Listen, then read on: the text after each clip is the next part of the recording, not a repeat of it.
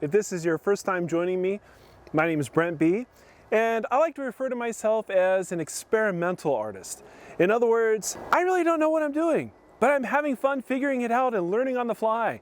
Join me, I'm going to make a game board for my dear cousin Kevin and his wife Christina and their son Asher. It's going to be an aggravation game board. Something along the lines of a Jurassic Park type theme, I hope. I don't really have a clear picture in mind, so today I'm just gonna start off by putting on some color, and I'll be using wood dye for this first step. My favorite color to start with is always yellow. It's my favorite color. Well, not really. Anytime we play a game as a family, everybody snaps up all the colors except for yellow, and I get left with yellow. But yellow's a beautiful color.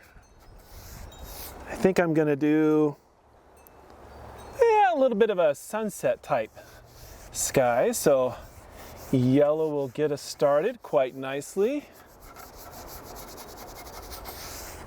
All right. Take that all the way down. Our horizon's gonna be down there somewhere, but I'm not sure exactly where yet. Just use that same dirty old sponge for some orange. Kind of gradually blend that in while the yellow is still wet. There we are. Okay. Get some more orange up here.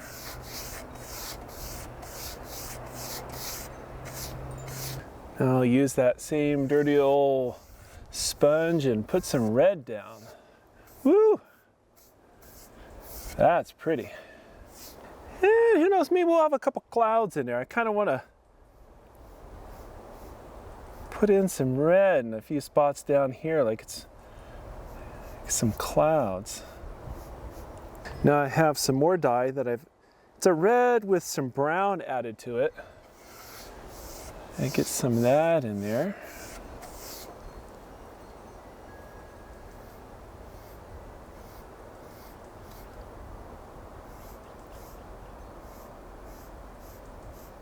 And already we have some pretty cool effects going on. While that's still wet, I'm gonna bring in some of my blue here.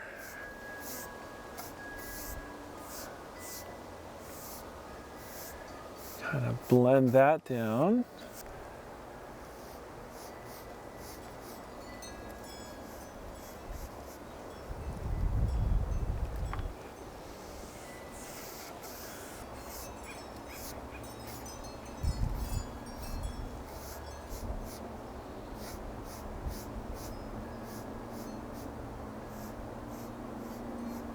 Now I'm going to go into my green,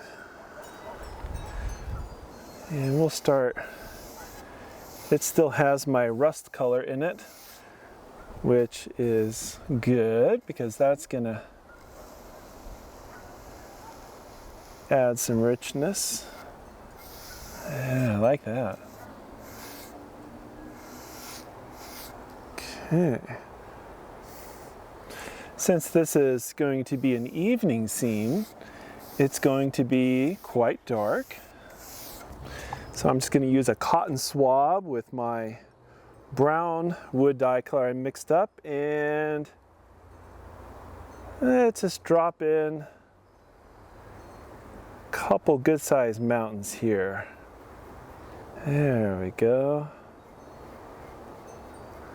As Bob Ross would say, happy little mountains. Or that was happy little trees. Well, we'll have happy little mountains too. So I use Keta wood dye for my colors. And it's a lot of fun. It really is.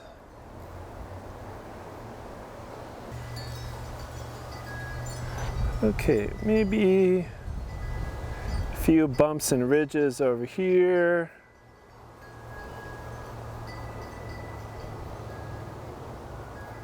Let's add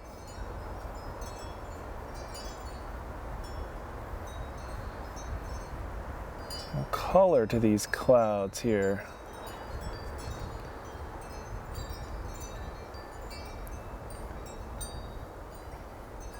We can tap on some water there to kind of soften those edges.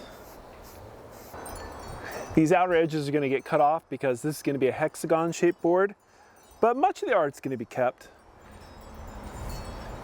So I'm not exactly sure where I'm cutting it off, but I want to darken the corners a little bit. Maybe I can take my sponge with a little green dye and tap in the indication of some trees on that mountain.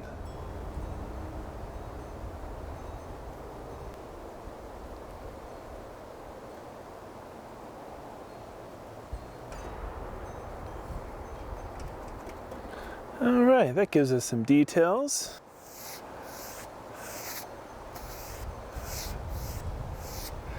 Okay, you know, that worked out pretty good. It sort of blended those clouds a little bit. I like that. We need a little brown on the ground there. It needs to be a little bit darker. At least in some spots.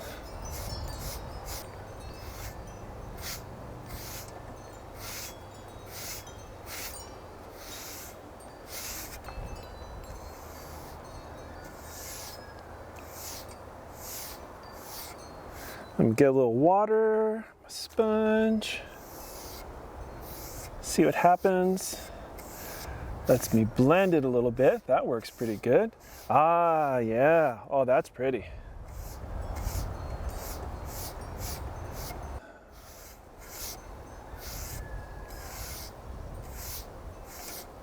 I'm committed now.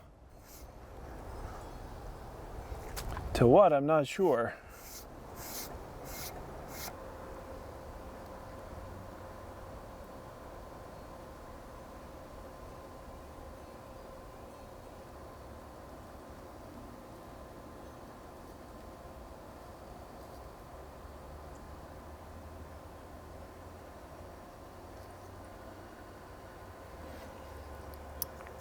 Just putting in some more trees here, a little bit more in the foreground. You have a little grassy, shrubby areas.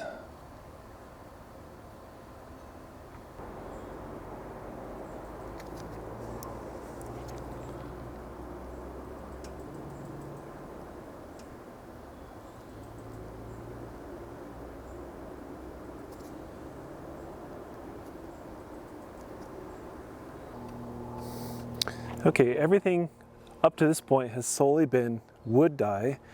Now I just want to tap in a few indications of some leaves with a little acrylic paint here.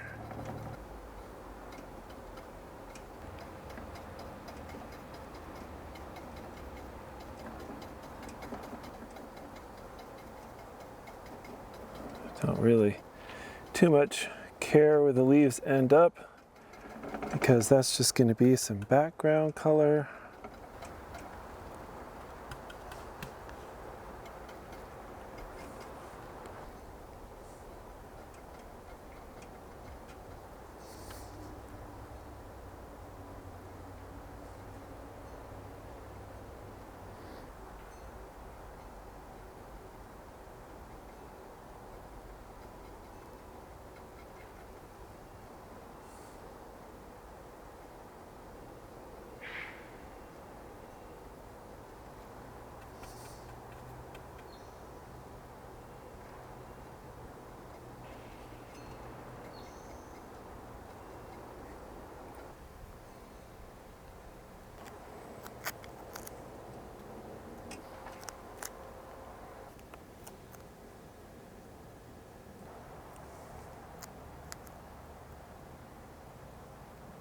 Okay, now that I've got my dinosaur stencils on, I'm just going to lay in a nice base color, some brown and black mixed up here.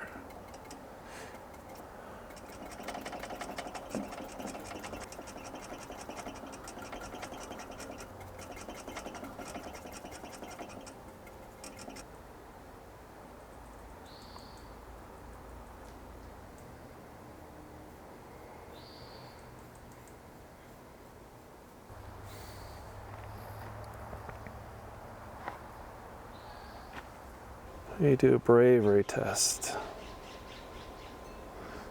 Sticking a big old tree right there.